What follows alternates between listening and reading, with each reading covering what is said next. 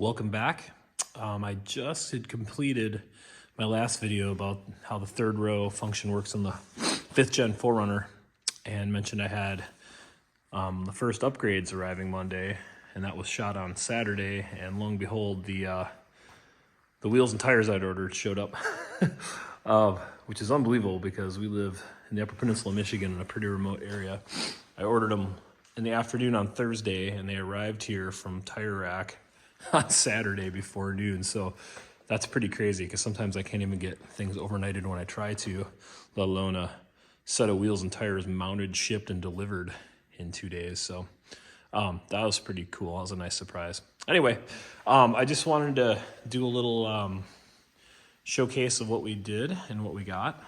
These are a set of BF Goodrich KO2s in the stock size, mounted on Method 701s. And I wanted to kind of show what that looks like. So this is obviously still a stock ride height, stock SR5 Premium 4Runner,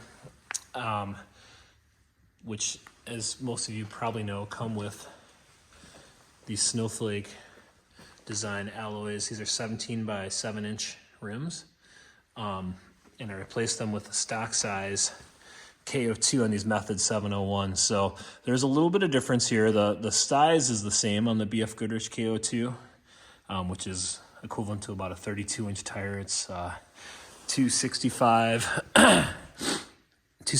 70 17, and that's what I replaced them with. That's the stock size, and I retained that with this. Although putting them side to side, these actually seem to be a little bit taller than stock.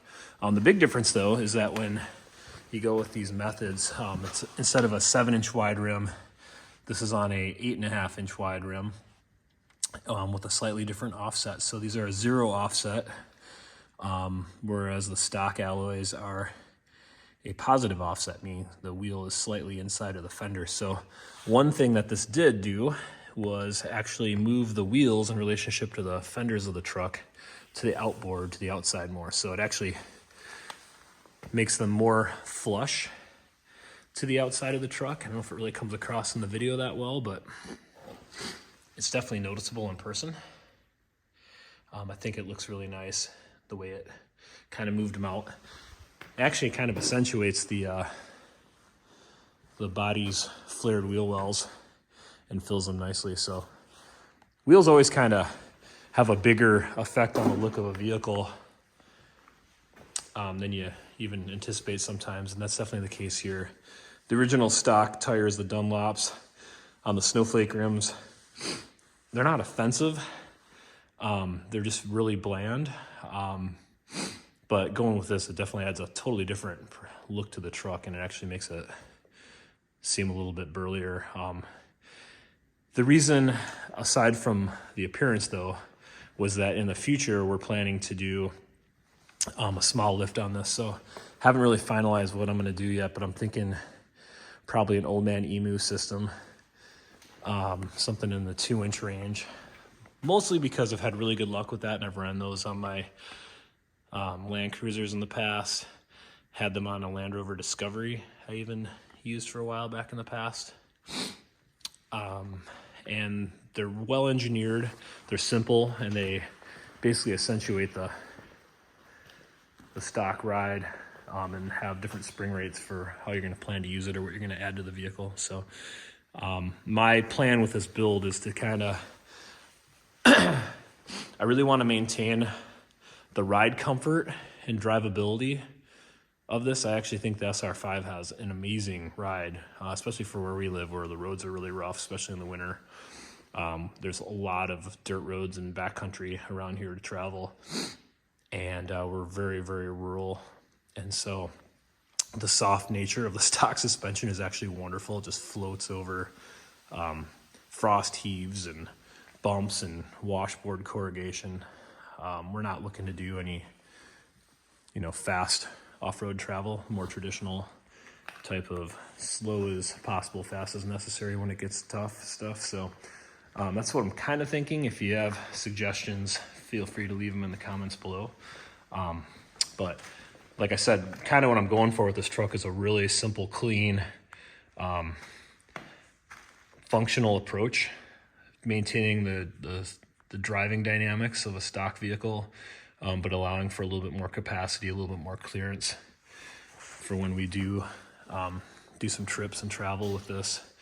And just even getting to our cabin, we have a really rugged 2-track to get out to our camp. So just driving out to that even, I want a little bit more clearance. So that's what I'm kind of thinking. And the idea is basically with the stock wheels, when you lift it, they go more inboard as the front end is raised up. So with this wheel and its offset, it actually kind of keeps things a little bit better planted in the wheel well. So just wanted to show that. I think they look great. Haven't driven it yet. Actually, just put them on. Truck's going in tomorrow to get the NH oil underbody treatment. So we actually haven't been driving it a ton yet. Trying to keep it clean before it gets that NH oil, which is basically a oil-based underbody coating treatment that's applied for rust prevention, and it comes with a lifetime warranty. You basically bring it in every 2 years to get it inspected. If they need to touch up some areas on it, they'll reapply it.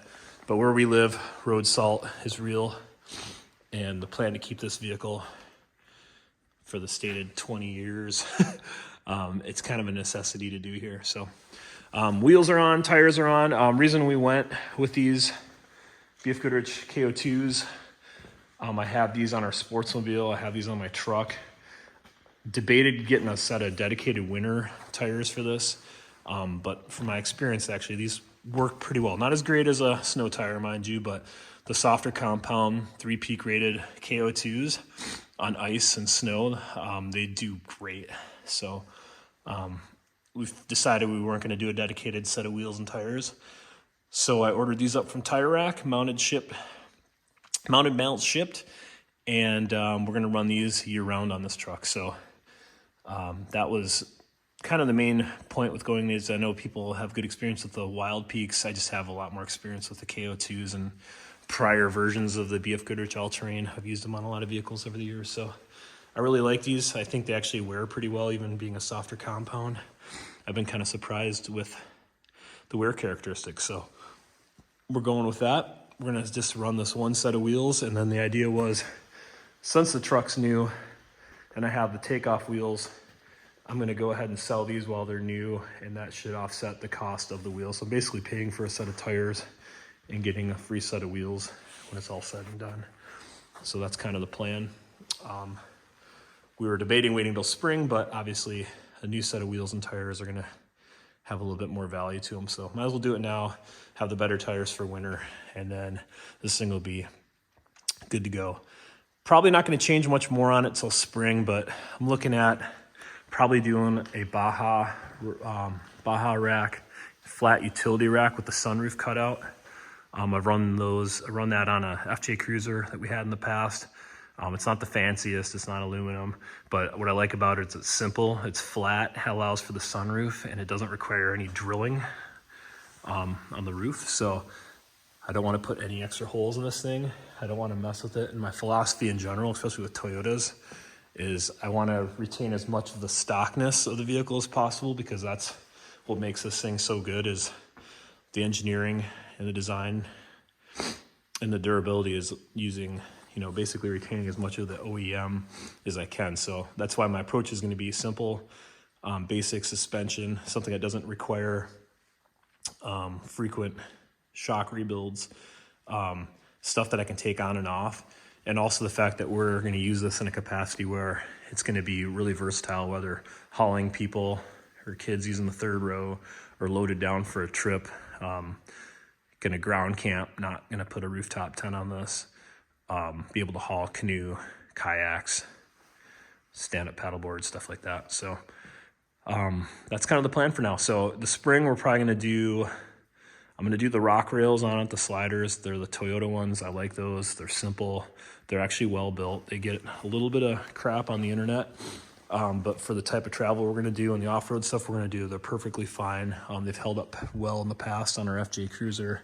When we lived in Colorado, we ran a lot of tough routes, and I put the truck on those things quite a bit. I never had a problem with them. So I like the clean, low-key appearance of those. So probably gonna do that.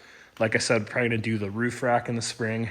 And then after driving this, I'm gonna probably make up my mind by spring or summer about what suspension we wanna do. And then other than that, we're gonna use our systems that we have that we use between our Sportsmobile and our other camping gear to basically make it really modular. We can just kind of take stuff in and out as we need it. If I need extra space to inside the vehicle, I can use our Zargus cases on the roof. They're waterproof, they're light, and they can be additional storage, or keep our tent on the roof. We can kind of move stuff around. So everything we have is designed to be modular, to be used between our truck, our Sportsmobile van, and now this. And yeah, so the folks will be, if we do travel with this, it's going to be kind of travel and light and ground tent camping, or possibly using this. We have an Airstream Bambi.